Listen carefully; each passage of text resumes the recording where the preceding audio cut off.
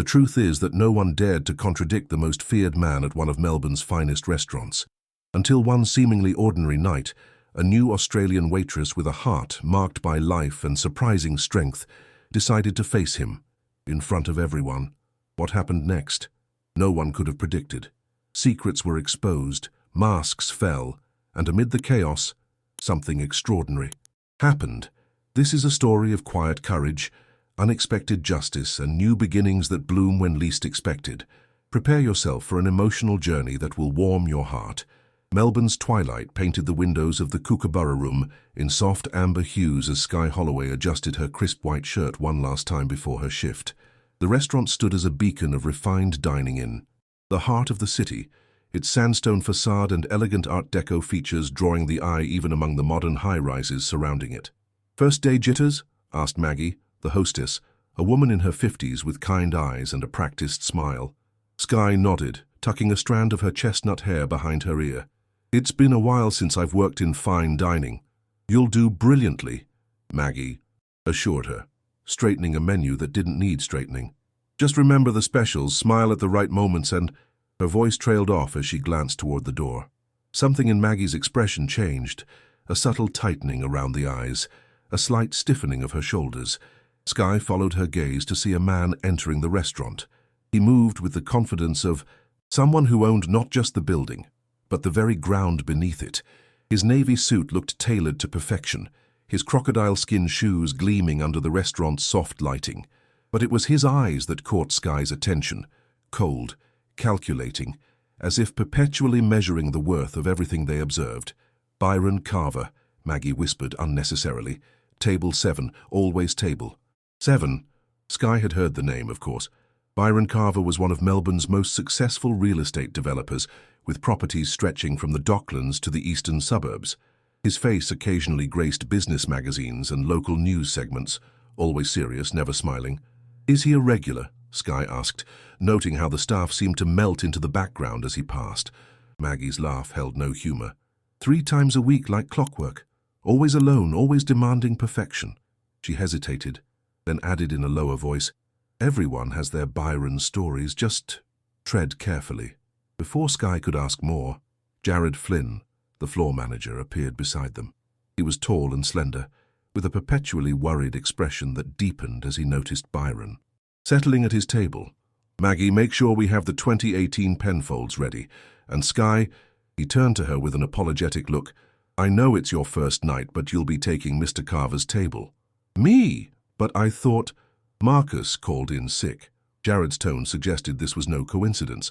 "Mr. Carver specifically requests our most experienced staff, but everyone else is assigned. Just follow the protocol to the letter. Don't improvise, don't suggest alternatives, and for heaven's sake don't make small talk." With that, he was gone, moving swiftly to greet another group of diners. Sky felt a twinge of irritation. She hadn't left her family farm in Victoria, moved to Melbourne, and started over just to be intimidated by another entitled customer. After everything she'd been through, the broken engagement, the loss of her mother's farm to drought, one demanding millionaire hardly seemed worth the anxiety etched on her colleagues' faces. Taking a deep breath, she approached table 7. "Good evening, Mr. Carver. Welcome to the Kookaburra Room. My name is Sky, and I'll be taking care of you tonight." Byron Carver didn't look up from his phone.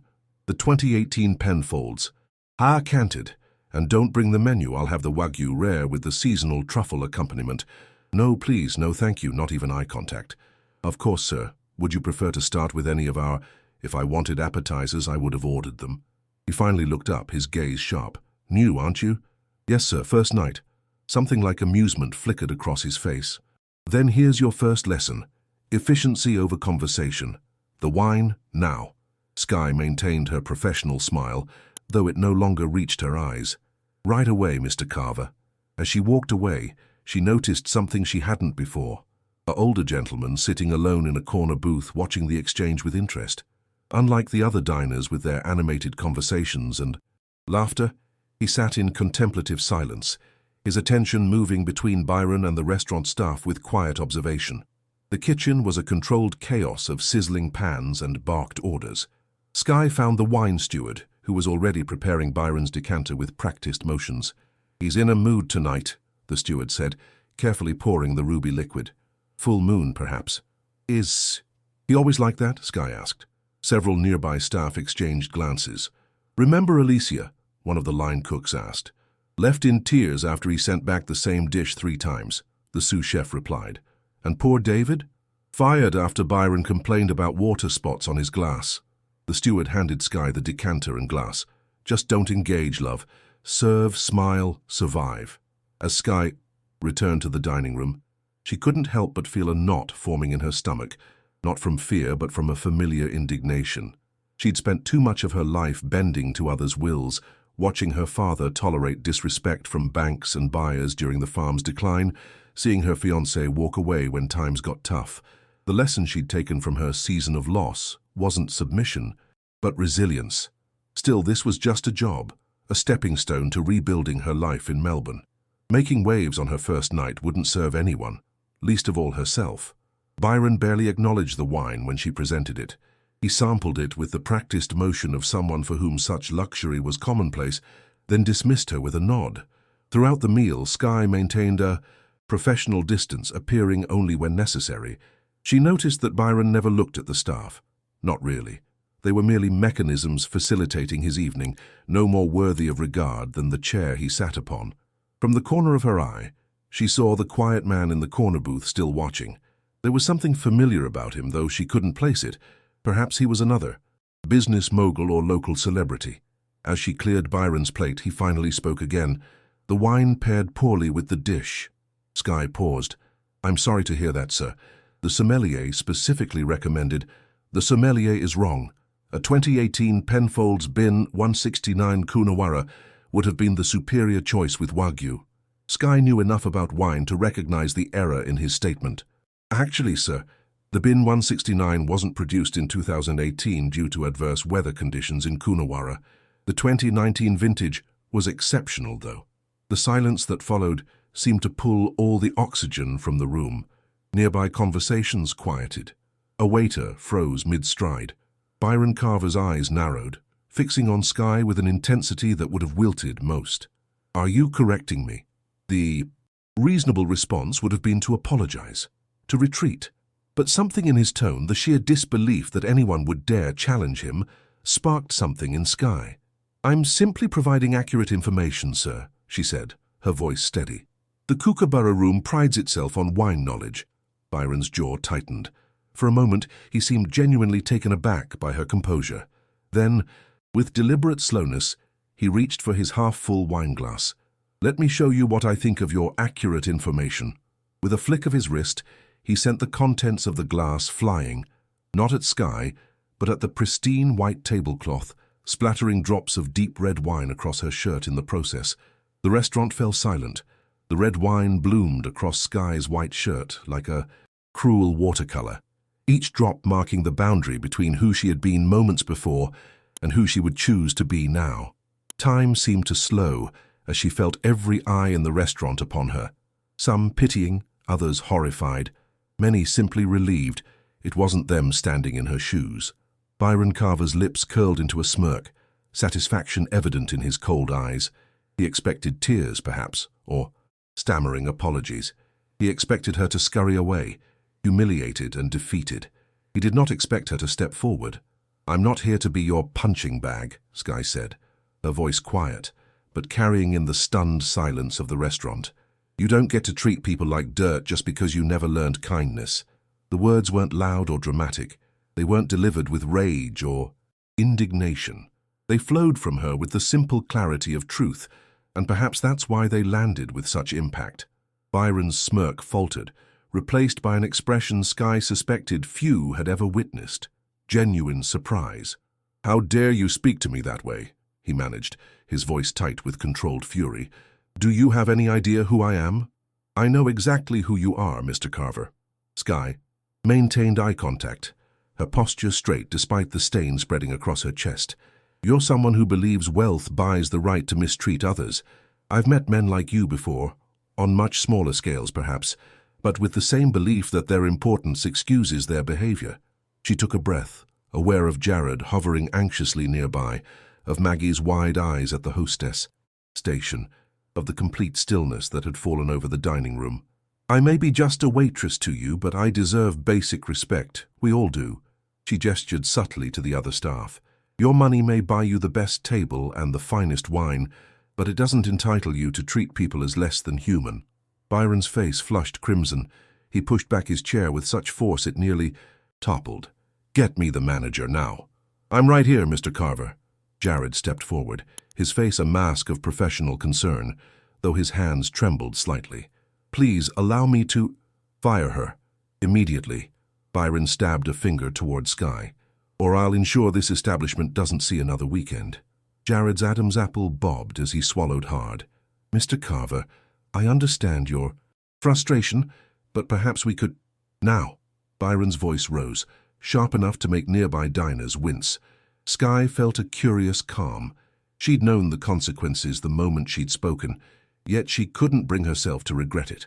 6 months ago, watching her former life crumble, she'd promised herself she wouldn't bend to intimidation again, even if it cost her this fresh start. It's all right. Jared, she said softly. I understand. But before Jared could respond, a new voice entered the conversation. I think that's quite enough, don't you, Byron? The man from the corner booth approached with unhurried steps. Close up, Skye realized why he'd seemed familiar. His photograph hung in the staff room, though in it he looked younger, his hair darker, his smile wider. Arthur Bellamy, owner of the Kookaburra Room. Byron's expression shifted from anger to calculated restraint. Arthur, your establishment has gone downhill if this is the sort of staff you're hiring these days. Arthur's gaze moved to the wine stain on Skye's shirt, then to the deliberately overturned glass. Yes, I witnessed the entire exchange. Remarkable composure, Ms. Holloway, Skye Holloway. Ms. Holloway. Arthur nodded appreciatively. Remarkable composure indeed. He turned back to Byron, his demeanor changing in subtle ways, a straightening of his shoulders, a firmness in his jaw.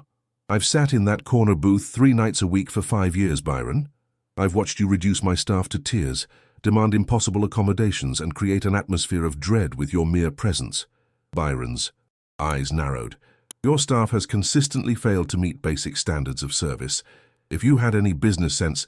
My business sense is precisely why I've tolerated your behavior, Arthur interrupted, his voice gaining strength. Your connections, your influence, your regular patronage, I convinced myself they were worth the cost to my staff's dignity. Ms. Holloway has reminded me how wrong I've been.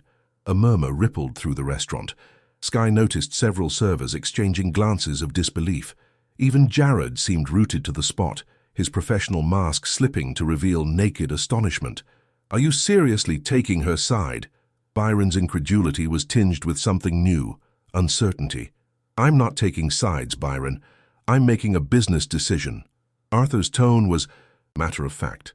The Kookaburra Room will no longer be accepting your reservations. Your custom is no longer welcome here. The silence that followed was profound. Several diners were now openly staring, a few even leaning forward in their seats to better hear the confrontation. Byron recovered quickly, his momentary shock hardening into contempt. You'll regret this, Arthur. I know people. Important people. As do I, Arthur replied calmly, and I suspect many of them would be fascinated to hear about your behavior tonight. Melbourne is a small city in some ways, Byron. Word travels. For a moment, it seemed Byron might escalate further. His hands clenched, his breathing shallow, but something in Arthur's steady gaze, or perhaps the awareness of the audience they'd attracted, gave him pause. This place was going downhill anyway, he muttered, reaching for his wallet and throwing several $100 bills on the table. Keep the change. You'll need it when you're filing for bankruptcy. He strode toward the exit, the crowd parting before him like water around a stone. At the door he paused, turning back to fix Skye with a final glare. You've made an enemy tonight, Farm. Girl, remember that. Then he was gone, leaving behind a wake of whispers and the lingering scent of expensive cologne. Skye felt the adrenaline drain from her body, leaving her suddenly aware of the sticky wine drying on her skin and the numerous eyes still watching her. Her momentary courage began to waver as the reality of the situation set in. First day, and already at the center of restaurant. Drama. So much for keeping a low profile while rebuilding her life. Ms. Holloway, Arthur said, drawing her attention back to him. I believe we have some matters to discuss. But first, he glanced at her stained shirt. Perhaps you'd like a moment to freshen up. Jared, please show Ms. Holloway to my office when she's ready." As Arthur returned to his booth, Jared finally found his voice. I don't know what to say, Sky. In 5 years, I've never seen anyone stand up to him like that." He shook his head in wonder. "And Arthur never involves himself with the floor operations." "I'm sorry for causing a scene," Sky said, embarrassment finally catching up to her. "It wasn't my intention to—" No. Jared's expression was earnest. "You did what many of us have wanted to do. For years, it's just unprecedented." As Sky made her way to the staff room to change her shirt, she felt the weight of what had just occurred settling on her shoulders. She'd come to Melbourne seeking anonymity, a quiet place to heal and rebuild. Instead, she'd thrust herself into the spotlight on her very first night. What she didn't yet understand was that this moment, this crack in the silence, would ripple outward in ways she couldn't possibly imagine, changing not just her future, but the lives of everyone at the Kookaburra Room. Arthur Bellamy's office contrasted sharply with the polished elegance of the restaurant floor. Books lined the walls, old vinyl records sat in precarious stacks, and framed photographs, many yellowed with age, covered most available surfaces. It felt lived in, a space that reflected its owner's history rather than current design trends.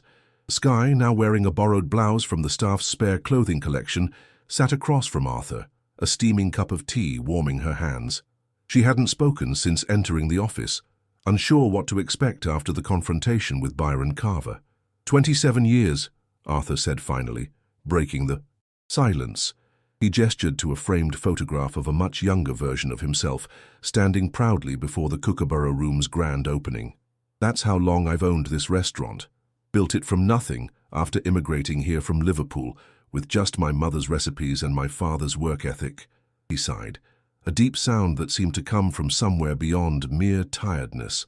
"For 27 years, I've prided myself on creating a space where people feel special, where dining isn't just about food, but about dignity, connection, atmosphere." He paused, his eyes finding Sky's. "And yet, for the past 5 years, I've allowed a man like Byron Carver to poison that atmosphere with his arrogance and cruelty." "Why?" Sky asked, her voice soft but direct. Arthur's smile was rueful. "The easy answer? Money, influence, the harder truth? Complacency. When you've built something that survives this long, you begin to believe it's invincible. You make compromises you once would have found unthinkable." He leaned forward, elbows on his desk. "But watching you tonight, a newcomer with nothing to gain and everything to lose, standing up for basic human dignity, it was like seeing my younger self through a mirror." Sky felt her cheeks warm. "I wasn't trying to be heroic, Mr. Bellamy. Arthur, please. Arthur, I just couldn't stay silent. Not after everything I've been through." She hesitated, then added, "Though I suppose I've cost myself a job on my very first night." Arthur's eyebrows rose. "Cost yourself a job? Quite the contrary, Miss Holloway." "Sky." "Sky," he smiled, the expression transforming his weathered face. "What I witnessed tonight was exactly the kind of integrity and quiet strength this restaurant needs. Jared is an excellent floor manager, but he's been looking to reduce his hours to pursue his studies. We've been searching for an assistant manager for months." Sky blinked. "I don't understand." "I'm offering you the position. Assistant floor manager, effective immediately." "But that's absurd. I've been here less than 6 hours. You don't know anything about me." "I know what matters." Arthur's expression was serious now. "I know you have integrity. I know you have strength of character. I know you can remain composed under extreme pressure. Everything else can be taught." Sky sat back, stunned. This wasn't how her evening was supposed to go. She'd come to Melbourne seeking anonymity, a chance to quietly rebuild her life after everything that had happened on the farm. A simple waitressing job, a small apartment, time to heal. That had been the plan. Not this. "You don't have to answer now," Arthur said, recognizing her hesitation. "Take a few days to consider. The position comes with a significant salary. Increase, of course, and more regular hours." "It's not about the money," Sky said, finding her voice. "It's just unexpected." Arthur nodded. "The best opportunities often are." He glanced at his watch. "It's getting late, and you've had quite the first day. Why don't you take tomorrow off? Paid, of course. Give yourself time to think." As Sky left the restaurant that night, the cool Melbourne air a welcome relief against her flushed skin, She found herself in a daze. The evening replayed in her mind. Byron's cruelty, her unexpected courage, Arthur's even more unexpected offer. It all felt surreal, as if she'd stepped into someone else's life. Her phone buzzed with a notification as she waited for her tram. A message from Jared, sent to all staff. Anyone working tonight? Check this out. Attached was a link to an Instagram post. Someone had captured the confrontation with Byron on video. It wasn't the entire exchange, just the moment when she'd stood her ground after the wine incident, her voice clear and steady.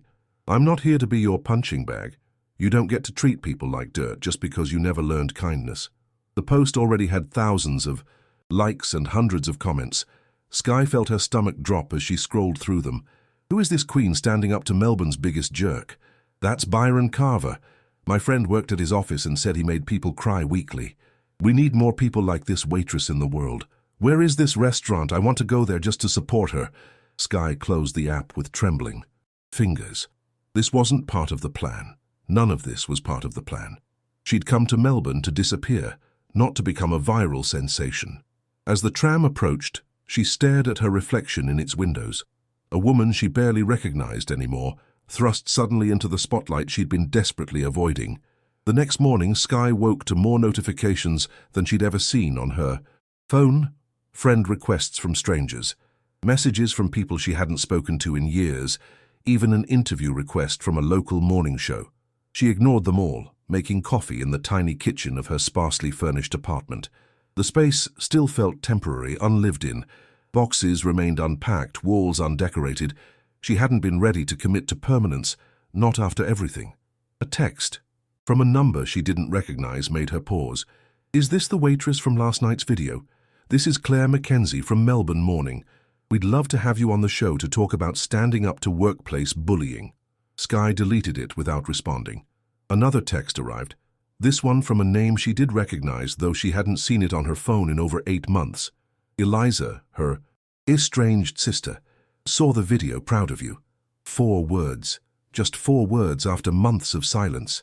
After Eliza had walked away during the worst period of Sky's life, unable to handle the emotional weight of their mother's death, the loss of the farm, the broken engagement, all happening in the span of 6 catastrophic months. Sky's finger hovered over the message. What could she possibly say? In response, thanks for noticing me now that I'm internet famous. Where were you when I actually needed you? Instead, she set the phone down without replying. Some wounds were still too fresh. A knock at her door startled her.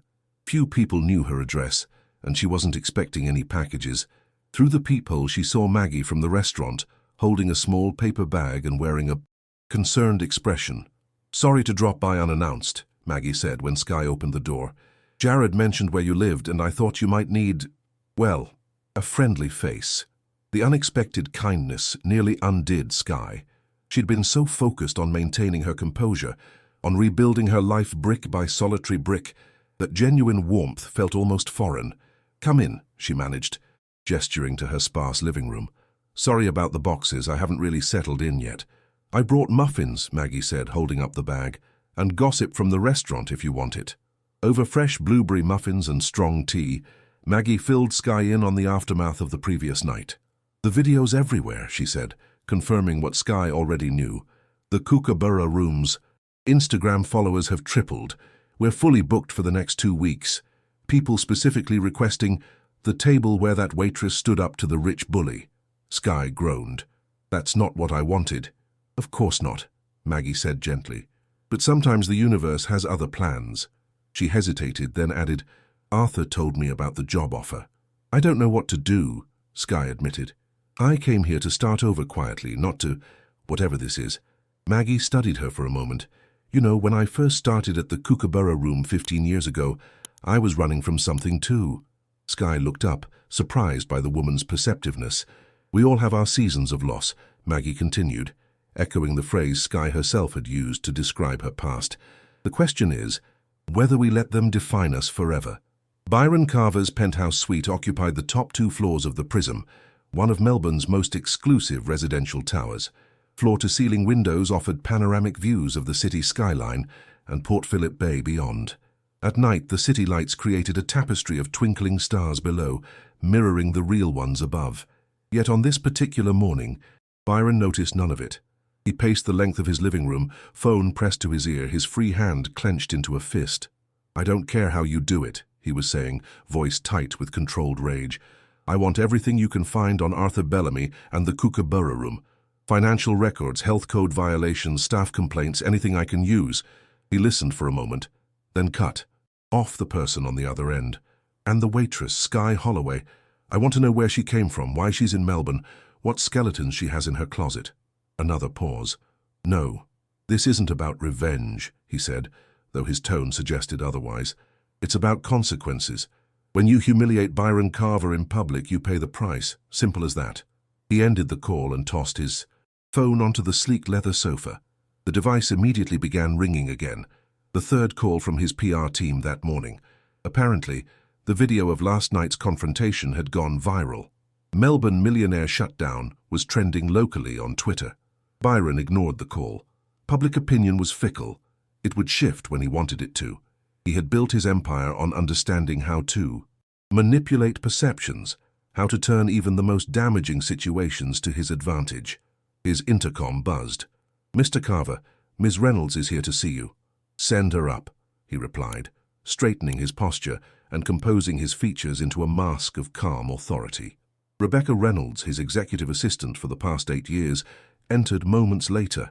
Impeccably dressed as always, she carried a tablet and a carefully neutral expression that betrayed nothing of her thoughts. "You've seen the video," Byron stated, not bothering with greetings. "Yes."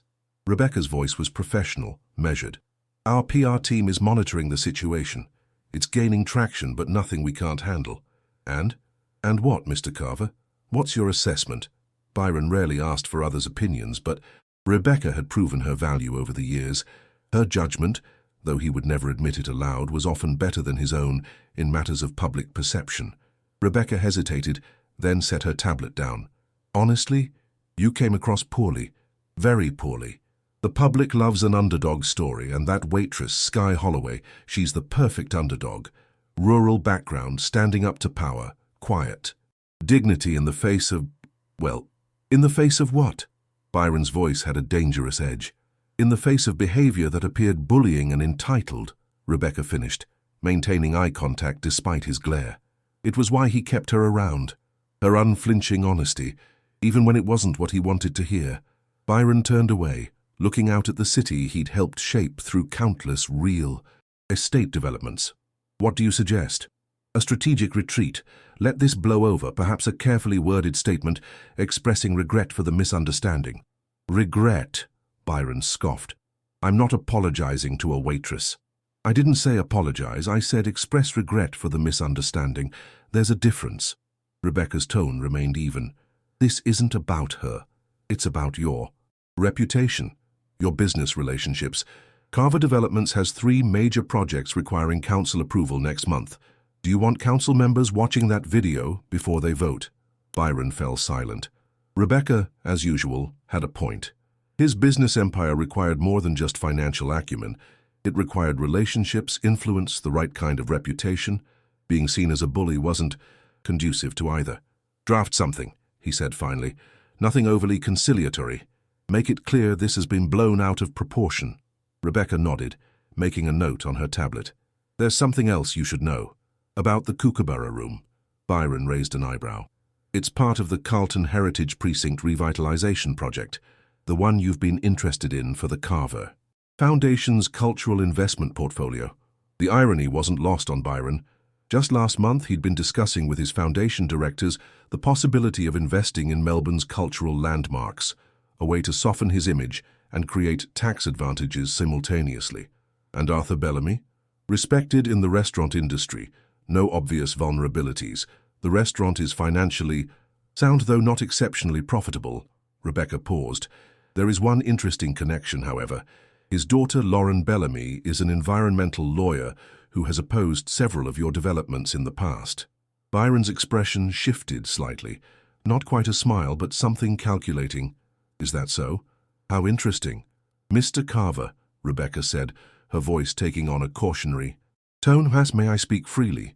He gestured for her to continue. "Whatever you're thinking of doing, don't. The optics are already bad. Anything that could be perceived as retaliation would only make things worse. Byron waved her concern away. Noted. That will be all for now, Rebecca. After she left, Byron returned to the window, looking out at his city with renewed purpose. Rebecca was right about one thing. Direct retaliation would be unwise. But there were other ways to settle scores, subtle approaches that couldn't be traced back to him. No one humiliated Byron Carver without consequences. No one. Across town, in a modest office above a Vietnamese restaurant in Richmond, Lauren Bellamy stared at her computer screen, watching the video of Sky Holloway confronting Byron Carver for the 5th time. At 34, Lauren had her father's determined gaze and her mother's delicate features. Her office walls were lined with framed newspaper articles detailing her legal victories against various development projects that threatened Melbourne's green spaces or heritage sites. Her phone rang. "Dad," she answered, unable to keep the amusement from her voice. "Your restaurant is internet famous." "So I've been told," Arthur replied dryly, "though I could do without the attention, to be honest." "Are you kidding? This is golden. Byron Carver finally gets what's coming to him, and your restaurant gets free publicity in the process. What's not to love?" Arthur sighed. "It's not that simple, Lauren. You know how vindictive Carver can be. I'm worried about repercussions. Not for me, but for the staff, especially Sky. The waitress, she seems capable of handling herself. She is, remarkably so, but she didn't ask to be thrust into this spotlight." Arthur paused. "I've offered her the assistant manager position." Lauren's eyebrows shot up. "After one night? That's unlike you, Dad. When you know, you know. She has something special, a quiet strength that reminds me of your mother." The comparison wasn't made lightly. Caroline Bellamy had been the heart of the Kookaburra Room until her death from cancer 8 years ago. She'd had an innate ability to make everyone, staff and customers alike, feel valued and seen. "Well, I trust your judgment," Lauren said. "But be careful. Carver isn't one to take humiliation lying down. Remember what happened to that journalist who wrote the exposé on his labor practices?" "I remember. The journalist had found himself facing spurious defamation charges, his reputation systematically dismantled through a whisper campaign.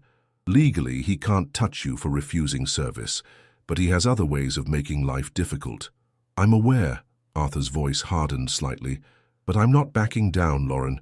Not this time. For too long. I've allowed men like Carver to dictate terms in my own establishment. No more." Lauren smiled at the determination in her father's voice. "That's the Arthur Bellamy I know and love." After a moment, she added, "Tell you what, I'll keep my ear to the ground. If I hear anything about Carver making moves against the Kookaburra Room, I'll let you know."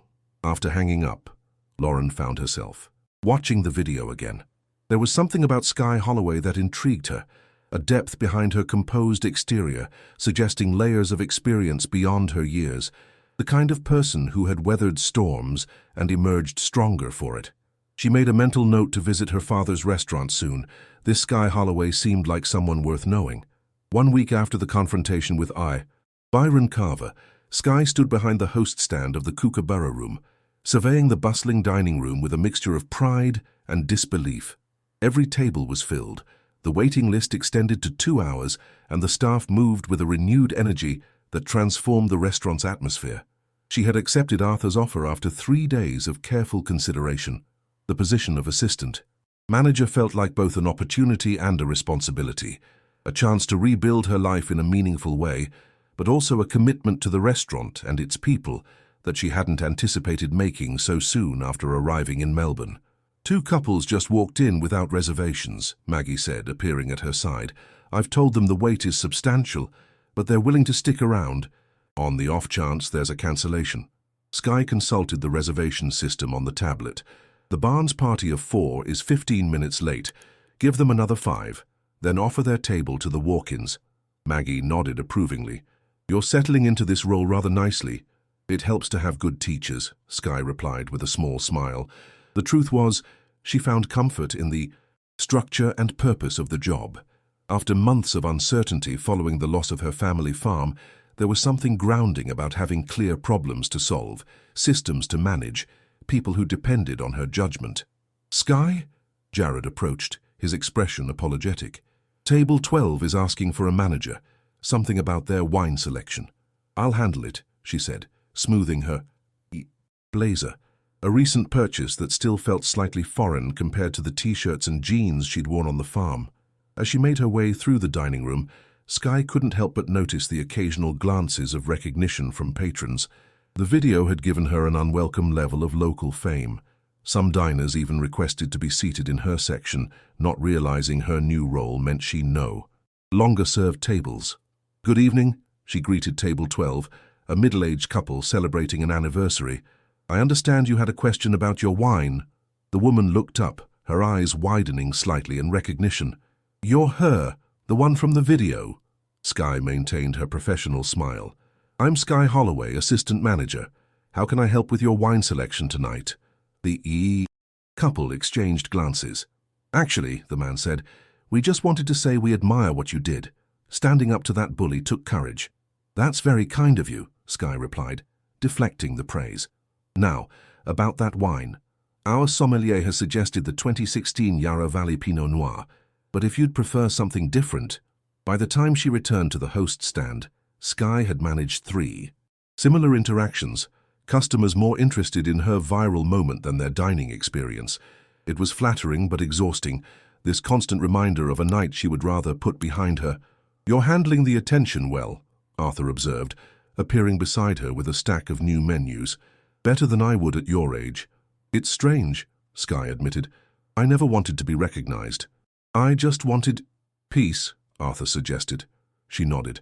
"After everything that happened back home, I came to Melbourne looking for anonymity, a fresh start where no one knew my history or felt sorry for me." Arthur leaned against the stand, his expression thoughtful. "Sometimes the universe has different plans for us than the ones we make for ourselves. The question is whether we fight against those plans or find a way to incorporate them into our journey." A commotion at the entrance drew their attention. A striking woman in her early 30s with dark hair pulled back in a sleek ponytail had entered, immediately commanding the space with her presence. "Lauren," Arthur said, his face lighting up. "I didn't know you were coming in tonight." "Surprise inspection," the woman replied, with a warm smile embracing him briefly. "Wanted to see how my old man is handling his newfound internet fame." With dignified resignation, Arthur chuckled. "Lauren, this is Skye Holloway, our new assistant manager. Skye, my daughter Lauren." "The famous Skye Holloway," Lauren said, extending her hand. Her grip was firm, her gaze direct and assessing. "I've seen the video. Quite impressive." "Thank you," Skye replied, feeling oddly scrutinized. "Though I'd prefer to be known for my work here rather than one viral moment." Something like approval flickered in Lauren's eyes. "Understandable. Dad, is there a table available? I've skipped dinner and could use some of Chef Miguel's roasted cauliflower."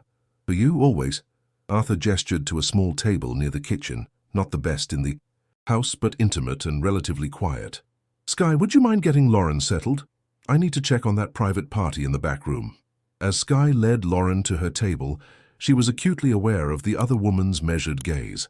There was something both intimidating and intriguing about Arthur's daughter, a controlled intensity that suggested a formidable intellect.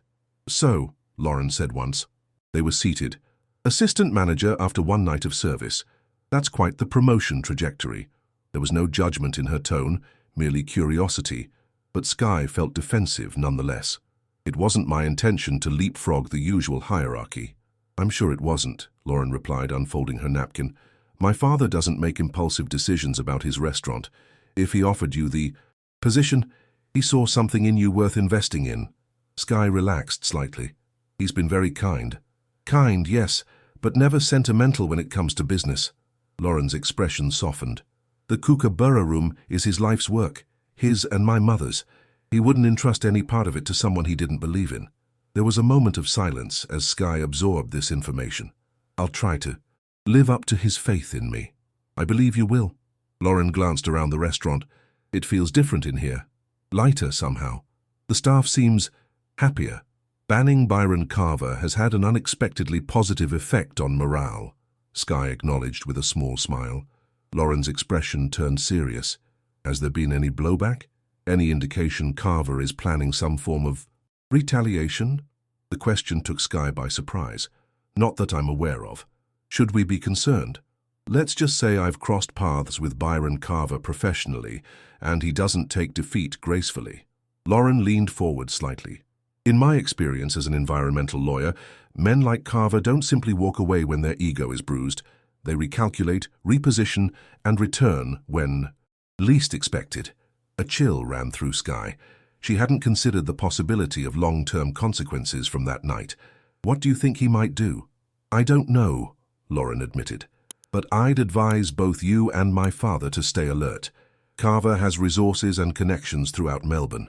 His influence extends far beyond real estate. Skye nodded, making a mental note to discuss this with Arthur. I appreciate the warning. It's not meant to frighten you, Lauren clarified, just to prepare you. Knowledge is power, especially when dealing with someone like Carver. Their conversation shifted to lighter topics as the meal progressed.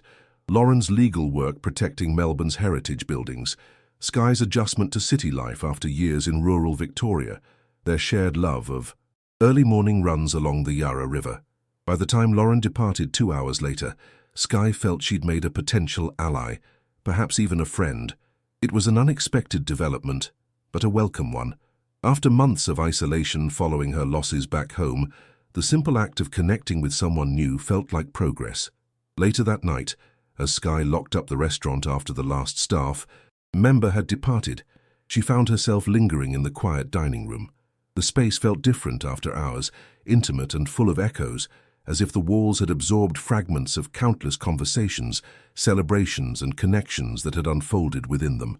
Standing there in the dim light, Skye realized she was beginning to feel something she hadn't expected, a sense of belonging. It wasn't the same as the bone-deep connection she'd had to her family's farm. That relationship had been formed over generations, rooted in the very soil. This was something new, still fragile but growing stronger each day. Perhaps Arthur was right. Sometimes the universe had different plans than the ones we made for ourselves, and sometimes those plans turned out to be exactly what we needed. Byron. Carver's office occupied the 37th floor of a gleaming glass tower in Melbourne's central business district. The space was meticulously designed to intimidate, soaring ceilings, minimalist furniture in chrome and black leather, and artwork selected not for aesthetic appeal but for investment value. The floor-to-ceiling windows offered panoramic views of the city he'd helped shape through decades of aggressive development. Rebecca Reynolds entered precisely at 9:01 a.m., tablet in hand, expression professionally neutral despite the news she carried. The Carlton Heritage Precinct Committee has declined our proposal, she stated without preamble, knowing Byron preferred directness over social niceties. They've chosen to partner with Westfield Heritage Trust instead. Byron's expression remained impassive, though a muscle twitched in his jaw. Reasoning? Officially, they felt Westfield's proposal showed greater sensitivity to the cultural significance of the area. Rebecca hesitated, then added, unofficially, I'm told Arthur Bellamy's endorsement of Westfield carried significant weight with the committee. At the mention of Arthur's name, Byron's composure cracked. Slightly. It had been 2 weeks since the incident at the Kookaburra Room, and though the viral video had begun to fade from public consciousness, the damage to both his ego and his business interests remained. Arthur Bellamy, he repeated softly, the name emerging like a curse. A glorified restaurant owner presuming to influence city development. He's well respected in the community, Rebecca reminded him, particularly in Carlton, where the Kookaburra Room is something of an institution. Byron rose from his desk and moved to the window, gazing out at the city with narrowed eyes. What else? Rebecca consulted her tablet. The information you requested on Skye Holloway has come through. Would you like the summary now? Proceed. 32 years old. Born and raised on a sheep farm near Ballarat. The property had been in her family for 4 generations until last year, when it was lost to foreclosure following several seasons of drought. Her mother died of cancer shortly before the foreclosure. Her engagement to local veterinarian James Sullivan ended around the same time. Byron turned, interest flickering in his cold eyes. Financial situation? Precarious until recently. She arrived in Melbourne with minimal savings. Currently lives in a small apartment in Fitzroy. No debt other than a modest student loan from her brief time at agricultural college. Vulnerabilities? Rebecca hesitated. Mr. Carver, as I've mentioned before, Any action that could be perceived as retaliation would be unwise from a PR perspective. I'm not asking for your ethical concerns. Rebecca, I'm asking for information. She sighed almost imperceptibly. The farm. From what our investigator gathered, losing the family property hit her particularly hard. There were some indications she blamed herself for not finding a way to save it. Byron nodded, filing this information away. And the sister? You mentioned an estrangement. Eliza Holloway, 28, lives in Sydney. Their relationship became strained after their mother's death and the loss of the farm. Eliza apparently left Victoria rather abruptly, leaving Sky to handle the aftermath alone. Interesting, Byron murmured. And this new position at the Kookaburra Room, assistant manager after a single night of employment, quite the meteoric rise. It appears Arthur Bellamy took a personal interest in her. After the incident, Rebecca chose her words carefully. Byron returned to his desk, his expression thoughtful. Schedule a lunch meeting with Councilman Patterson next week. And get me everything you can find on the Kookaburra Room's finances, licenses, health inspections, anything that might be useful. Mr. Carver, that will be all, Rebecca.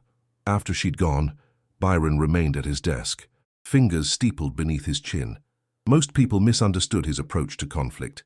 They expected immediate, obvious retaliation, a scorched earth response to any perceived slight. But Byron had built his empire through patience and strategic thinking. The best revenge wasn't swift. It was carefully crafted, implemented when least expected, and devastating in its completeness. Arthur Bellamy and Sky Holloway would learn this lesson eventually. He would make certain of it. Across town, Sky sat in her small apartment, surrounded by cardboard boxes she'd finally decided to unpack. After nearly 2 months in Melbourne, she was ready to accept that this place might become more than just a temporary refuge. As she unwrapped photo frames and arranged them on previously bare shelves, each image sparked memories both bitter and sweet. Her parents on their 25th anniversary, looking sunburned and happy. Sky herself as a teenager, proudly displaying a blue ribbon from an agricultural show, the sprawling view from the highest point on their farm, captured at sunset on what turned out to be her last summer there. Her phone chimed with a text message. Still on for dinner tonight? Lauren. Over the past 2 weeks, Lauren Bellamy had gone from Arthur's intimidating daughter to something approaching a friend. Their shared love of early morning runs had evolved into regular jogging sessions along the Yarra, followed by coffee and conversations that ranged from Melbourne's urban planning challenges to their mutual fondness for obscure British detective shows. Looking forward to it, Sky replied, surprised to find she genuinely meant it. Friendship had not been on her agenda when she'd moved to Melbourne. Her plan had been far more solitary. Work, save money, heal, and eventually figure out what came next.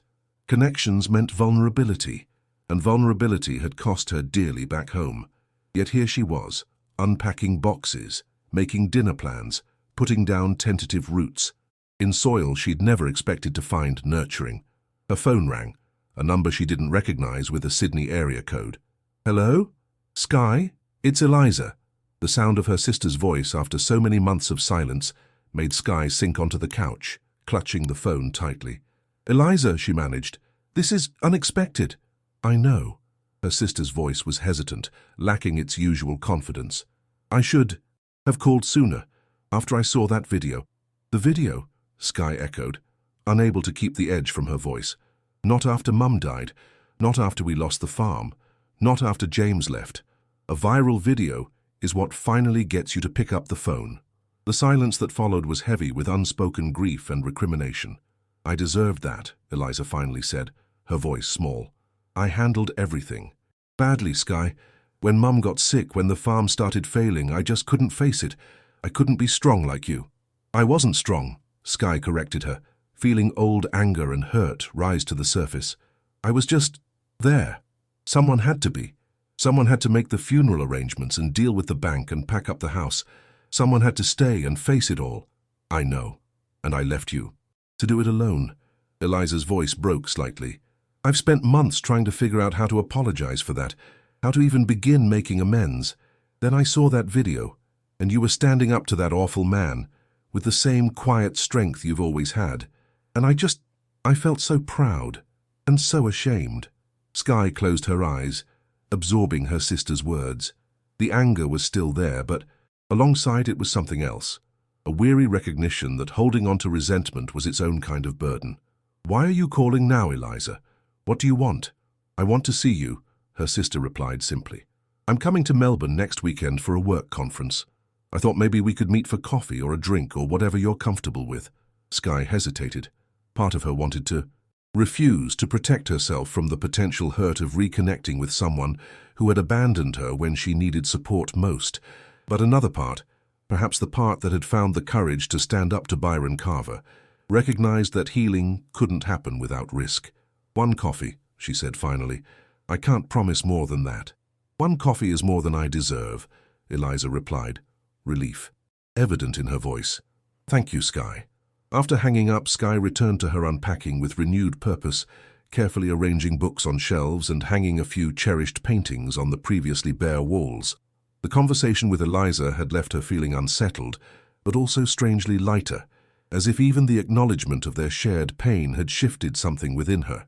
By the time she left to meet Lauren for dinner, her apartment looked noticeably different, still modest, still new, but beginning to reflect the person she was becoming, rather than merely serving as a place to sleep between shifts at the restaurant. Melbourne's autumn evening wrapped around her as she walked toward the tram stop, the air crisp with the promise of coming winter. The city lights glimmered against darkening skies, and for the first time since arriving, Sky felt a tentative sense of possibility unfurling within her, a cautious hope that perhaps this new chapter might hold more than merely escape and survival. She didn't notice the dark sedan parked across the street, or the camera lens that captured her departure, before pulling smoothly away from the curb and disappearing into the evening traffic. The cafe where Sky agreed to meet Eliza was strategically chosen, neutral territory, public enough to discourage emotional scenes, and only a 15-minute walk from the Kookaburra room should she need to escape to familiar ground. Tiny Treasures occupied a converted Victorian terrace in Fitzroy, its mismatched furniture and local artwork creating an atmosphere of casual bohemian charm. Sky arrived early, selecting a table near the back with a clear view of both the entrance and the rear exit. The tactical positioning wasn't conscious, merely a habit formed during months of bracing for the next crisis on the farm, always preparing for bad news to arrive. She ordered a flat white and watched the door, her stomach knotting with each new arrival. It had been nearly 10 months since she'd seen her sister, 10 months of silence broken only by that brief text after the video went viral. "Proud of you." When Eliza finally appeared, the sight of her was both familiar and jarring. She wore a tailored charcoal pantsuit that spoke of corporate Sydney, her honey blonde hair now cut in a sleek bob that brushed her jawline. But beneath the polished exterior, Sky could see traces of the sister she'd grown up with, the slight nervous gesture of tucking hair behind her ear, the way she scanned the room with quick, darting glances. Their eyes met, and for a moment, neither moved. Then Eliza approached, her smile tentative. "Sky," she said, hovering awkwardly beside the table. "You look good." "So do you," Sky replied, gesturing to the empty chair across from her. "Sydney agrees with you, apparently." The undercurrent of tension in her voice wasn't lost on Eliza, who winced slightly as she sat down. "I deserve that." "You said that on the phone, too." Sky wrapped her hands around her coffee cup. "Is that why you wanted to meet? To collect your deserved recriminations in person?" Eliza looked down at the table. "I want to apologize properly, not just for leaving, but for everything. For not being there when Mum got sick, for running away when the bank started foreclosure proceedings, for leaving you to handle it all alone." "Why did you?" The question had haunted Sky for months. "We were always close. At least I thought we were." "We were," Eliza insisted, meeting her gaze. "That's why I couldn't stay. I couldn't bear to watch everything fall. Airpart, the farm, Mum's health, your engagement. It was like our entire world was collapsing, and I broke. I ran because I wasn't strong enough to do what you did, to stay and fight even when fighting seemed pointless."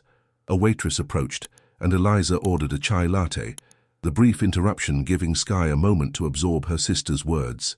"I wasn't strong," she said when they were alone. Again.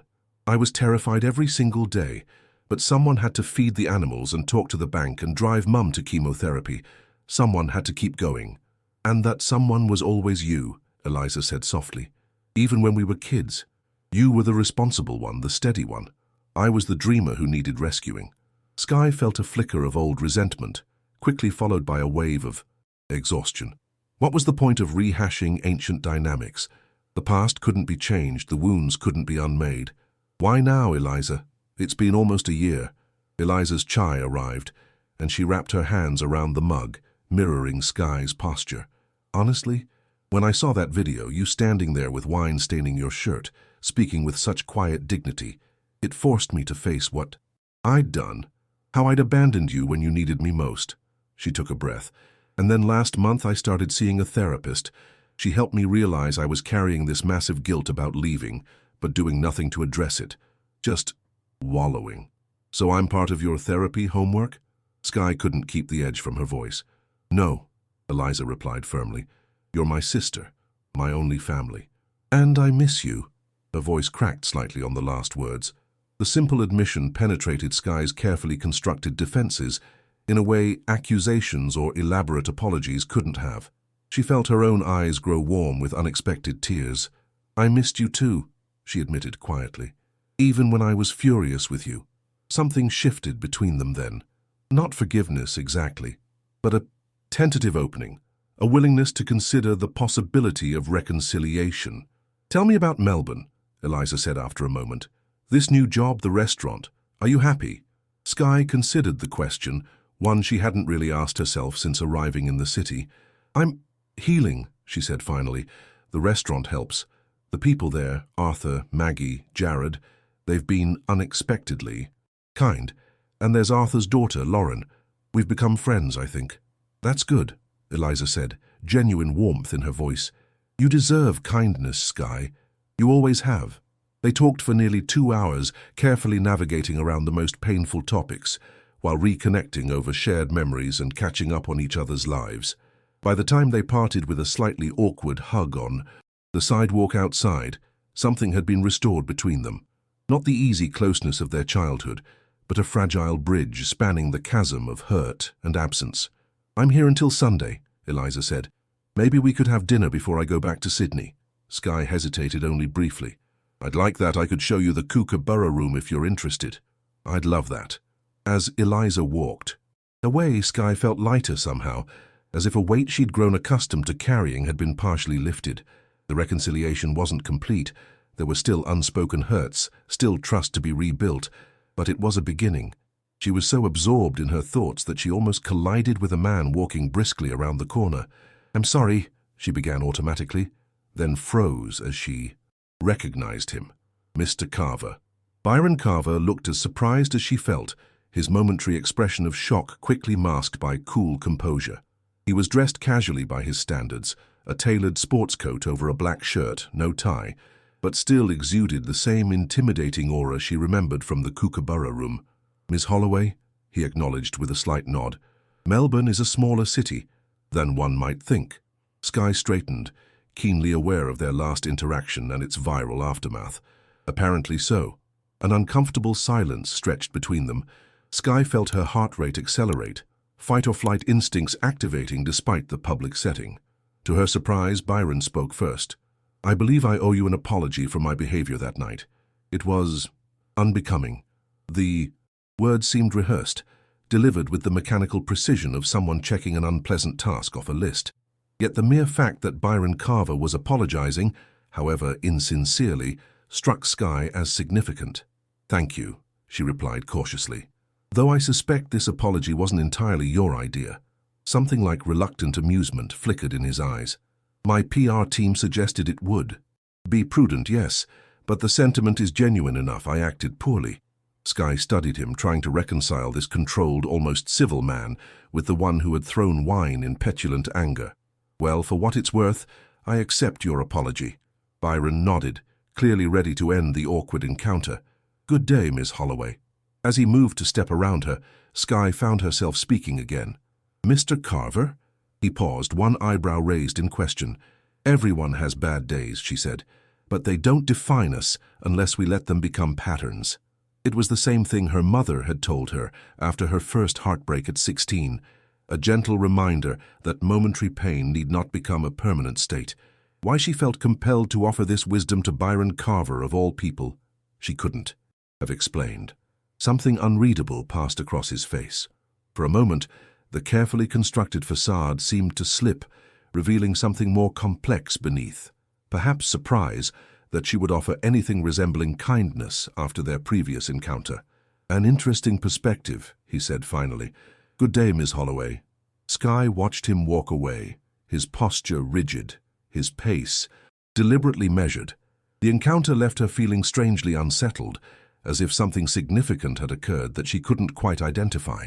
Later that afternoon, as she prepared for her shift at the Kookaburra room, Skye recounted both meetings to Lauren during their daily catch-up call. "You actually ran into Byron Carver?" Lauren's voice conveyed both surprise and concern. "And he apologized?" "Sort of," Skye replied, cradling the phone between ear and shoulder as she searched for her work shoes. "It wasn't exactly heartfelt." "I should think not," Lauren said dryly. "Men like Carver don't do genuine remorse." "What did he say exactly?" Skye repeated the brief exchange verbatim. "Interesting," Lauren mused. "Very interesting." "What's interesting about a clearly rehearsed non-apology?" "The timing," Lauren replied. "Byron Carver doesn't do anything without calculation. Running into you in Fitzroy, of all places? That's quite the coincidence." Skye paused in her preparations. "You think it was deliberate? That he was following me?" "I think it's worth considering," Lauren said carefully. "Remember what I told you about Carver not taking defeat gracefully?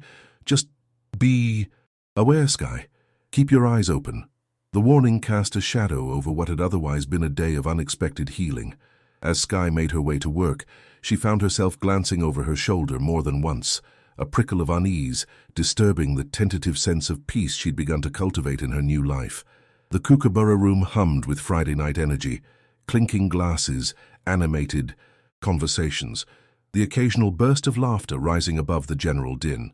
Skye moved through the space with practiced efficiency, checking in with servers, greeting regular customers, quietly resolving minor crises before they could escalate into major ones.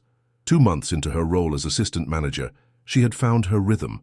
The staff who had initially viewed her rapid promotion with skepticism now sought her guidance, appreciating her calm approach to problem-solving and her willingness to step in wherever needed. "Table 15 is asking for you specifically," Jared informed her, appearing at her elbow as she finished arranging a last-minute seating change. "Apparently they're friends of yours." Skye glanced toward table 15, where Eliza sat with 2 well-dressed women Skye didn't recognize. Her sister waved, her smile bright with the slight nervousness that had characterized their interactions since their reconciliation began. "My sister," Skye explained. "She's in town from Sydney. Family resemblance is strong," Jared observed, "though she looks more corporate." "That's one way of putting it," Skye agreed with a small smile. "I'll stop by their table. Make sure they're being taken care of." As she approached, Eliza rose to greet her with a warm hug, still slightly awkward but genuine. "Skye, this place is incredible. I had no idea it was so fancy." "We aim for elegant but approachable," Skye replied, returning the hug before turning to the other women with a professional smile. "Welcome to the Kookaburra room. These are my colleagues." "From the conference," Eliza explained. "Vanessa Chen and Rebecca Reynolds. Ladies, my sister Skye Holloway." Skye shook hands with both women, noting that Rebecca seemed to study her with particular interest. "It's lovely to meet you. I hope you're enjoying your evening so far." "The wine selection is outstanding," Vanessa commented, "and the space itself is beautiful, so much character compared to the corporate restaurants in Sydney." "Thank you. I'll pass that along to Arthur, the owner. He's put his heart and soul into this place for nearly 3 decades. "Arthur Bellamy, correct?" Rebecca asked, her voice pleasant, but her gaze unnervingly direct. "I understand he's quite a fixture in Melbourne's hospitality scene." Something about the woman's tone, too informed, too specific, triggered a note of caution in Skye. "Yes, Arthur is well respected in the industry. How are you finding the conference?" she asked, deliberately changing the subject. "Illuminating," Rebecca replied with a smile that didn't quite reach her eyes. "Though I must say, meeting the famous Skye Holloway is an unexpected highlight." Eliza shot Skye an apologetic glance. "I may have mentioned the viral video incident." "Ah," Skye said, understanding dawning. "Well, I hope the food proves more memorable than my 15 minutes of internet fame." Please enjoy your meal, ladies. Eliza, I'll check back with you before you leave." As she walked away, Skye couldn't shake a vague sense of discomfort about the encounter, particularly regarding Rebecca Reynolds. There had been something calculated in the woman's interest, something that went beyond simple curiosity about a viral video subject. Her phone buzzed in her pocket, a text from Lauren. "Headed to the restaurant. Need to talk to you and Dad.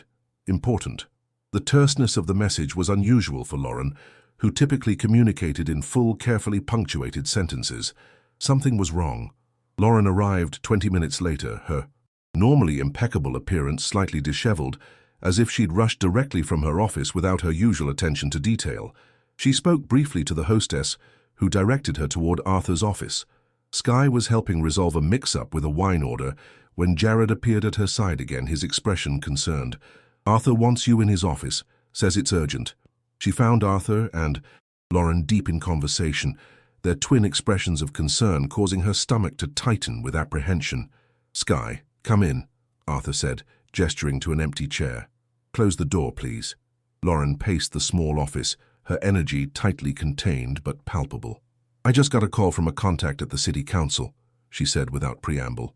"Byron Carver has filed a formal complaint against the Kookaburra Room, alleging multiple health code violations and improper licensing practices." Skye felt her blood run cold. "What? That's absurd. This restaurant is impeccable." "Of course it is," Arthur agreed, his voice steady despite the worry lines creasing his forehead. "But Carver has connections throughout the city administration.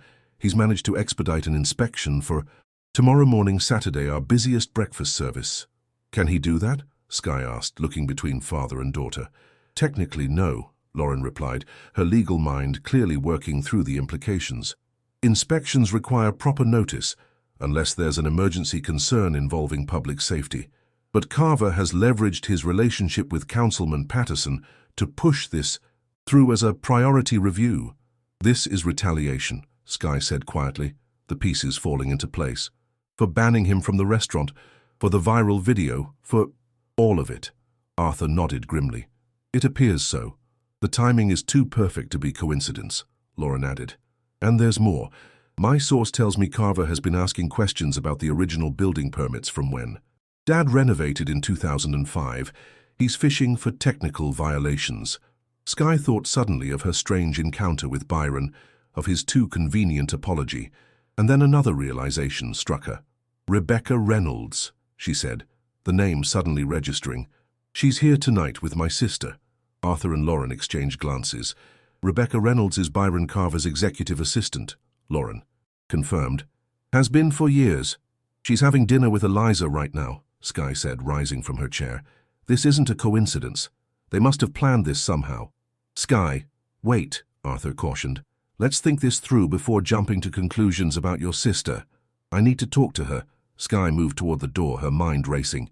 Had Eliza knowingly participated in whatever scheme Carver was orchestrating? Or was she an unwitting pawn? Lauren caught her arm gently. "Before you do that, we need a plan for tomorrow's inspection. If Carver is behind this, he'll ensure the inspectors find something, anything, to justify sanctions against the restaurant." Skye forced herself to focus on the immediate threat. "You're right. What do we do?" Arthur straightened in his chair, determination replacing concern. "We prepare. Tonight, after closing, we conduct our own thorough inspection.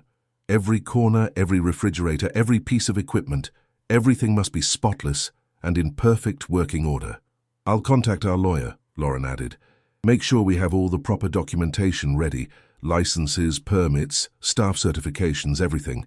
And I'll be here during the inspection to ensure they follow proper protocol." Skye nodded, her own determination rising to match theirs. "I'll speak with the kitchen staff, make sure they're prepared for additional scrutiny during service." "And your sister?" Arthur asked gently. Skye hesitated. "I need to understand what's happening there, whether she knew who Rebecca Reynolds was when she brought her here." When Skye returned to the dining room, she found Eliza's table empty, the bill already settled. A text message waited on her phone. "Had to leave early. Vanessa wasn't feeling well. Breakfast tomorrow before my flight? The usual cafe at 8. Skye stared at the message, uncertainty twisting in her stomach. Was this another coincidence? or a deliberate attempt to keep her distracted during the crucial morning, hours before the inspection? She typed a reply, "Can't do breakfast, need to talk tonight, where are you staying?" The response came quickly, "Park Hyatt, room 5112. Everything okay?" Instead of replying, Sky found Jared and explained the situation briefly. "I need to step out for an hour, can you handle things here?" "Of course," he assured her. "Go sort out whatever this is. We've got the floor covered." The cool night air did little to calm Sky's thoughts as she made her way to the Park Hyatt. Questions tumbled through her mind. Had Eliza betrayed her, using their reconciliation as a means to gather information for Carver? Or was her sister simply an unwitting tool in a more elaborate scheme? Either possibility felt like a fresh wound opening alongside scars that had barely begun to heal. The elegant lobby of the Park Hyatt contrasted sharply with Sky's emotional turmoil as she made her way to the elevators.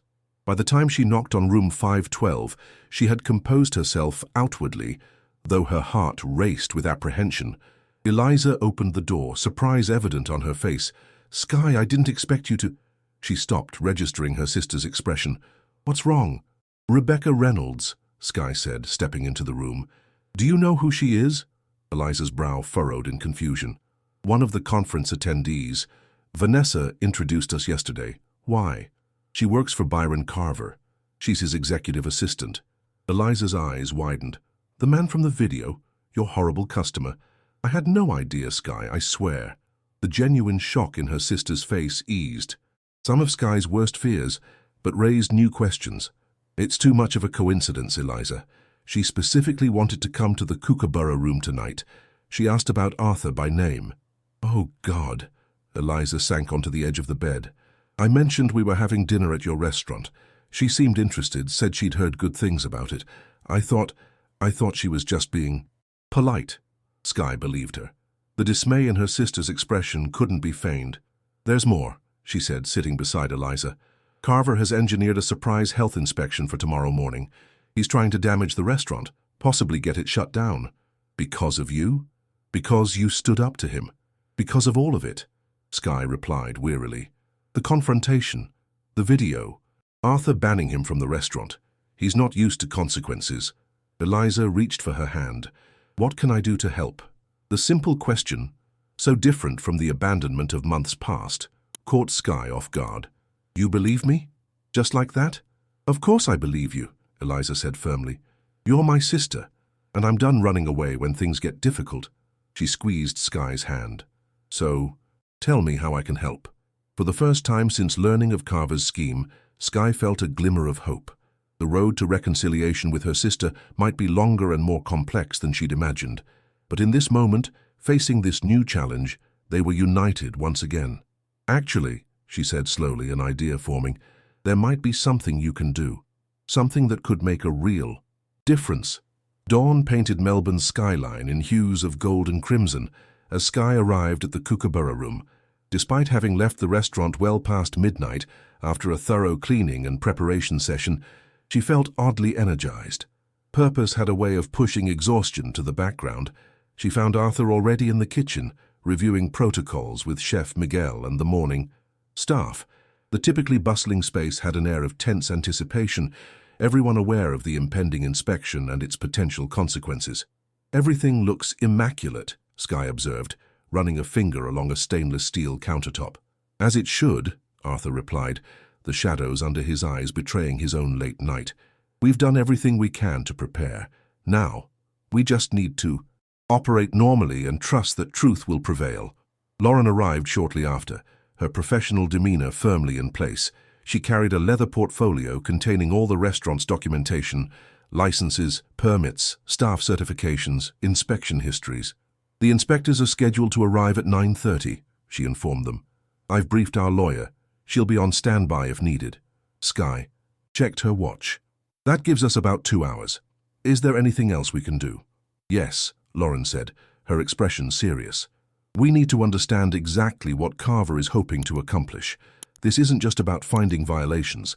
It's about creating a narrative he can use against the restaurant." "A narrative that what?" Arthur asked. "That the Kookaburra room's reputation exceeds its reality.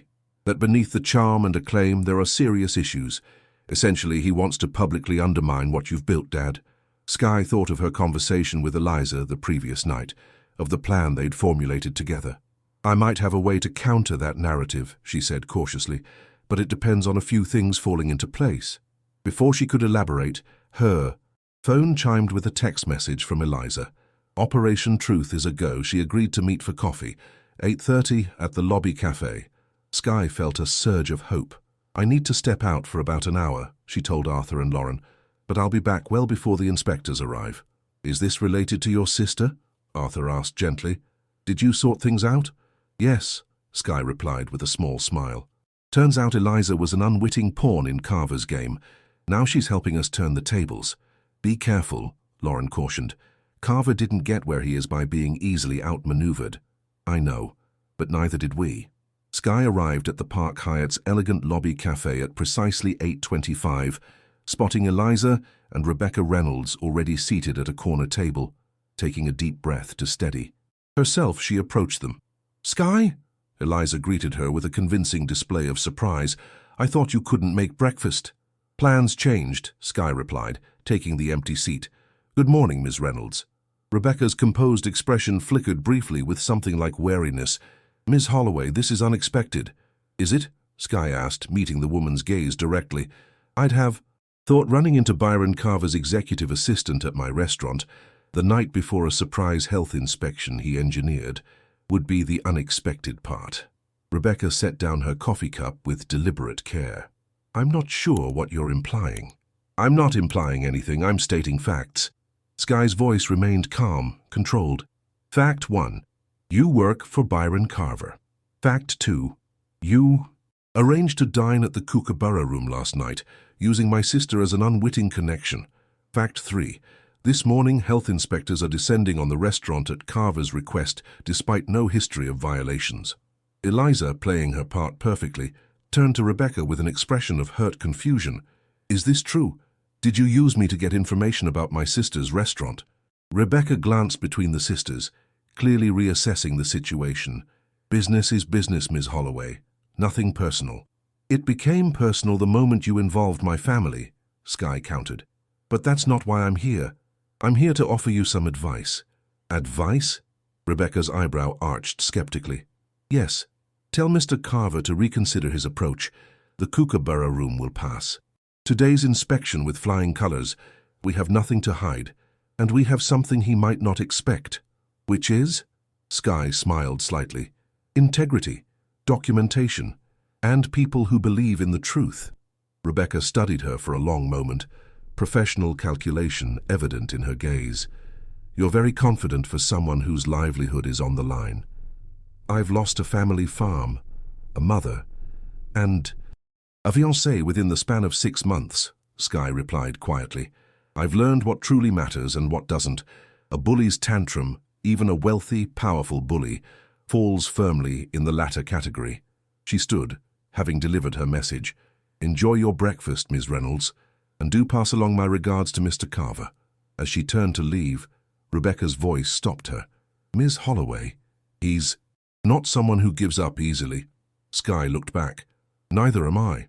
Outside the hotel, Eliza caught up with her, dropping the act as soon as they were alone.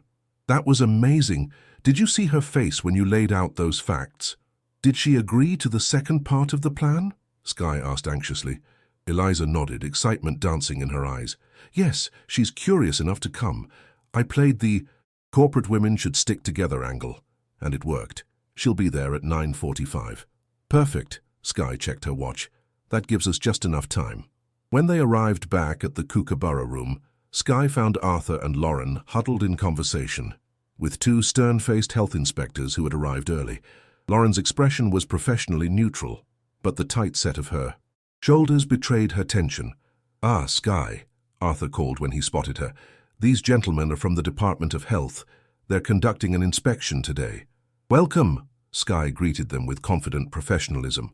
"We're happy to accommodate your inspection. The Kookaburra room takes health and safety very seriously." The lead inspector, a middle-aged man with a clipboard and a practiced expression of bureaucratic detachment, nodded curtly. "We'll need access to all areas: kitchen, storage, refrigeration units, staff facilities." "Of course," Skye agreed. Lauren Bellamy, our legal counsel, will accompany you to ensure all proper protocols are followed. And this is my sister, Eliza Holloway, who happens to be a certified food safety consultant visiting from Sydney. This last part was a small stretching of the truth.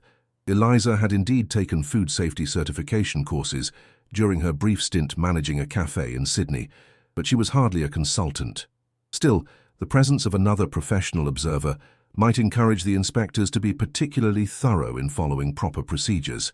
As the inspection began, Skye noticed a small gathering of people outside the restaurant's front windows, curious onlookers perhaps, or early customers confused by the official vehicles parked outside. But when she spotted a camera and what appeared to be a microphone, she realized with a jolt that someone had tipped off the local media. "Dad," she murmured to Arthur, "there's press outside." Arthur's expression darkened. "Carver, he wants to make a spectacle of this." "Then let's give them something worth reporting," Skye replied, a plan crystallizing in her mind. "But first, we need to make sure this inspection goes perfectly." For the next hour, they moved methodically through the restaurant, addressing each area the inspectors examined. Chef Miguel demonstrated the kitchen's temperature monitoring systems. Jared, who had arrived early to help, presented detailed cleaning logs and staff training records. Lauren ensured each step of the inspection followed proper regulatory guidelines. By 9:40, it was clear even to the inspectors that the Kookaburra room was not just meeting standards, but exceeding them. Their notes revealed no violations, not even minor infractions. The refrigeration temperatures are all within optimal range, the lead inspector noted, sounding almost disappointed. "And your documentation is remarkably thorough." "We pride ourselves on maintaining the highest standards," Arthur replied simply. As the inspection concluded in the main dining room, Skye noticed Rebecca Reynolds entering the restaurant exactly on schedule. The executive assistant paused just inside the door, taking in the scene with evident surprise. Clearly she had expected to find chaos, not the calm professional atmosphere that greeted her. Eliza approached her former breakfast companion. "I thought you might want to see how things turned out," she said, loudly enough to draw attention. Perfect timing. The inspectors were just signing off on their report, confirming the Kookaburra room had passed with flying colors. The small media contingent outside had grown, with a reporter now attempting to peer through the windows. Skye caught Arthur's eye, a silent question passing between them. He nodded, understanding her intent. "Miss Reynolds," Skye called, approaching Byron's assistant, "how nice of you to join us for this successful conclusion. Would you like to stay for the press statement?" Rebecca's composed facade faltered slightly. "Press statement?" "Of course," Skye replied as if it were the most natural thing in the world. "Since someone alerted the media to this irregular inspection, we thought we should provide them with accurate information about the outcome." Before Rebecca could respond, Skye signaled to Lauren, who opened the front doors. The reporter and cameraman who had been waiting outside entered eagerly, clearly sensing a story. "Good morning," Arthur greeted them with dignified warmth. "I'm Arthur Bellamy, owner of the Kookaburra room. We understand you're interested in today's health inspection." The reporter, a young woman with sharp eyes and a quicker mind, glanced between Arthur, the inspectors with their completed forms, and Rebecca Reynolds standing awkwardly to the side. "Yes, we received a tip that there might be significant violations found today." "Is that the case?" "On the contrary," Lauren interjected smoothly, gesturing to the inspectors. "As these gentlemen can confirm, the Kookaburra room has passed today's inspection with perfect marks. No violations whatsoever." The lead inspector, put on the spot, could only nod in confirmation. "The establishment meets or exceeds all health department standards." "Then why the surprise inspection?" the reporter asked, her interest clearly piqued by the unusual situation. "These are typically scheduled well in advance, unless there's an emergency concern." Skye stepped forward. "That's an excellent question. Perhaps Ms. Reynolds might offer some insight, given her position as executive assistant to Byron. Carver, the individual who requested this unusual inspection." All eyes turned to Rebecca, who maintained her professional composure despite the ambush. "Mr. Carver has a long-standing interest in Melbourne's hospitality standards," she stated carefully. "Any regulatory reviews he might encourage are simply part of his commitment to the city's reputation for excellence." "How admirable," Lauren commented, her tone suggesting anything but admiration. Though one might question why Mr. Carver's interest in excellence emerged so suddenly after he was banned from this establishment for inappropriate behavior towards staff. The reporter's eyes widened with recognition. Is this related to the viral video from a few months ago? The confrontation with the waitress? Assistant manager now. Actually, Sky corrected gently, and yes, that's correct. After Mr. Carver's behavior that night, he was informed he was no longer welcome at the Kookaburra room. This inspection appears to be his response. Rebecca stepped forward, clearly recognizing the narrative was slipping from her control. This is speculation and potentially defamatory. Mr. Carver has numerous legitimate business interests throughout Melbourne, including interest in the Carlton Heritage Precinct, Lauren added pointedly, a project from which the Kookaburra room recently helped exclude him by supporting a competing bid. The reporter was scribbling notes rapidly now, clearly sensing a bigger story than a simple health inspection. So you're suggesting this was retaliation for both personal and business setbacks? We're not suggesting anything, Sky replied diplomatically. We're simply presenting facts. The timing speaks for itself. As the impromptu press conference continued, Sky noticed Rebecca quietly stepping away, phone in hand. No doubt calling Byron Carver, with news of how spectacularly his plan had backfired. By the time the reporter and camera crew left, with promises of a feature, story on business ethics and accountability in Melbourne's hospitality scene, the morning had transformed from potential disaster to unexpected triumph. That, Arthur said quietly to Sky as they watched the media van pull away, was rather brilliantly handled. We had truth on our side, she replied simply, and a little help from unexpected places. She glanced at Eliza, who was chatting animatedly with Lauren by the host stand, the two women seemingly forging an immediate connection. Arthur followed her gaze. Family has a way of showing up when it matters most. Yes, Sky agreed, a sense of peace settling over her. Sometimes they do.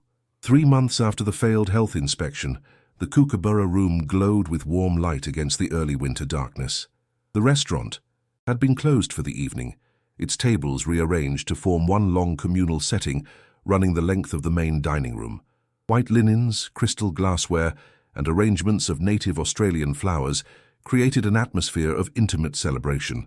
Sky surveyed the scene with quiet satisfaction, adjusting a place setting here, straightening a flower there.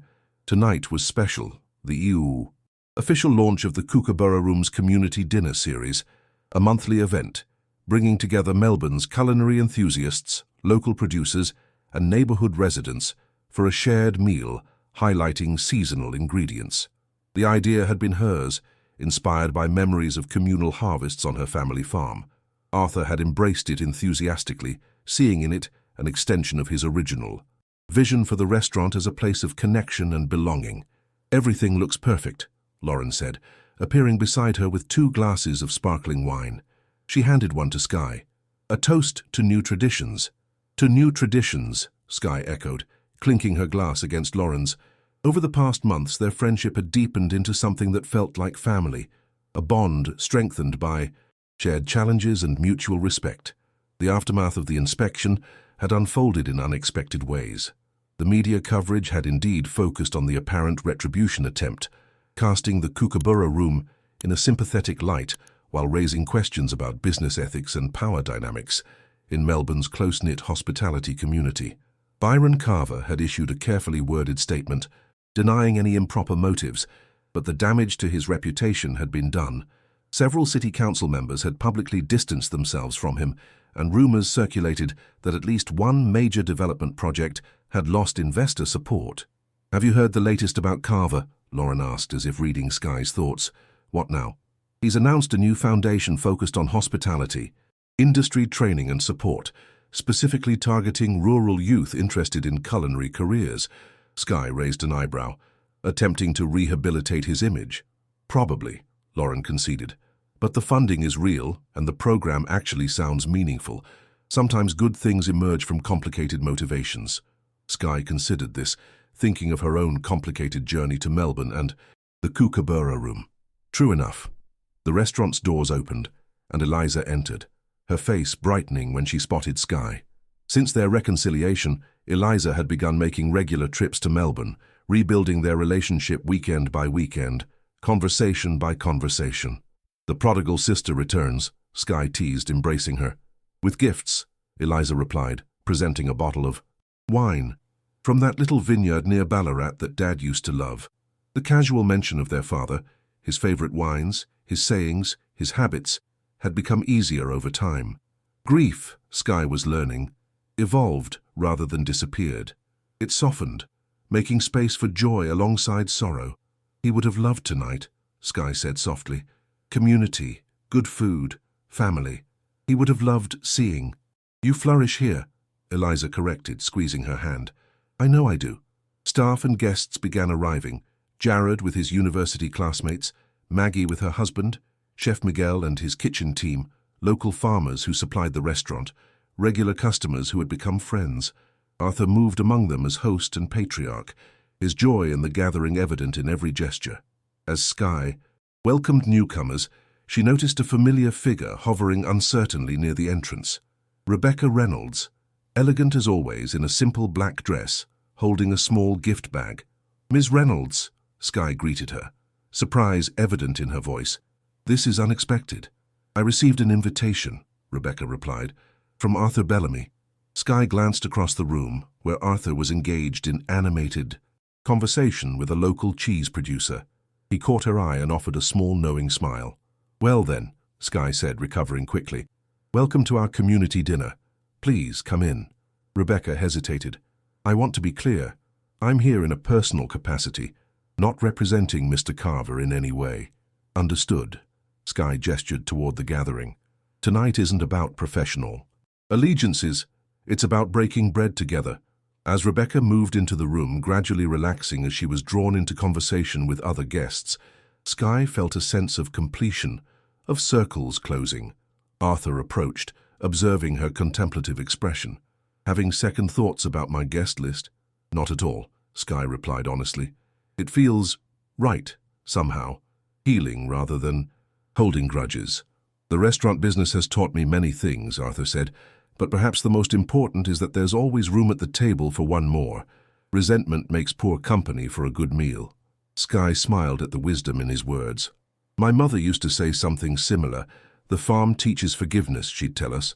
You can't hold a grudge against the weather, the soil, or the seasons. Arthur nodded appreciatively. A wise woman. I see where you get it from. As the evening progressed, Sky found herself moving between conversations, connections forming around her like invisible threads, weaving together the disparate elements of her life, past and present, loss and renewal, ending and beginning. When dinner was served, a magnificent feast highlighting the best of Victorian winter produce, she took her place beside Eliza with Lauren on her other side. Arthur stood to offer a toast, his voice warm with emotion. To new friends and old, to family both born and chosen, to community that sustains us through challenges and celebrations alike, and to Sky Holloway, he raised his glass in her direction, whose courage and integrity reminded an old restaurateur what truly matters. Glasses clinked amid murmurs of agreement.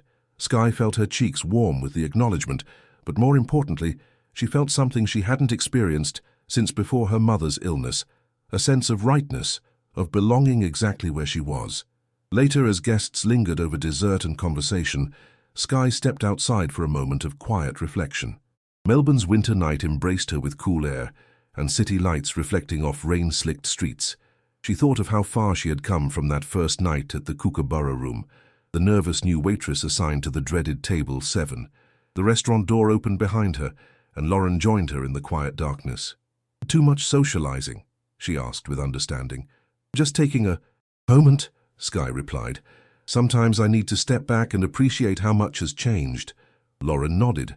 From viral video subject to respected restaurant manager to community builder, not bad for less than a year in Melbourne. When you put it that way, it sounds almost impressive, Sky laughed. It is impressive, Lauren said seriously. You've transformed loss into growth. Not everyone manages that. Sky considered this. I had help. Your father, you, even Eliza in her way. I didn't rebuild alone. No one does, not really. Lauren's gaze was thoughtful as she looked back toward the warmly lit restaurant, where their gathered community continued their shared evening. That's the secret, isn't it? We're stronger together than apart. That sounds suspiciously like wisdom, Sky teased. Don't tell anyone. I have a reputation as a hard-nosed lawyer to maintain. They laughed together, the sound carrying into the night air before dissolving into comfortable silence. We should go back in, Sky said eventually. Arthur will be looking for us. In a minute, Lauren replied.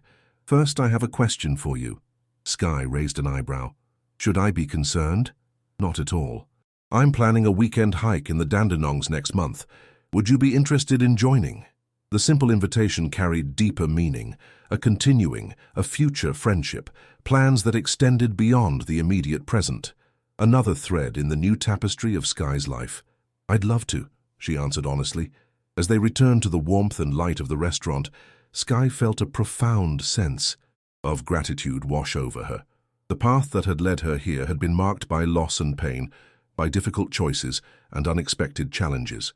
Yet standing in the doorway, looking at the gathering of people who had become her new community, Arthur raising a glass in her direction, Eliza laughing with Maggie, Chef Miguel proudly explaining a dish to attentive listeners, she understood that sometimes the most difficult journeys led to the most meaningful destinations. She stepped back into the light, closing the door gently behind her. In that moment, Sky Holloway was exactly where she needed to be, not running from the past or anxiously anticipating the future, but fully present in a life that, while different from anything she could have imagined, was unmistakably and wonderfully her own.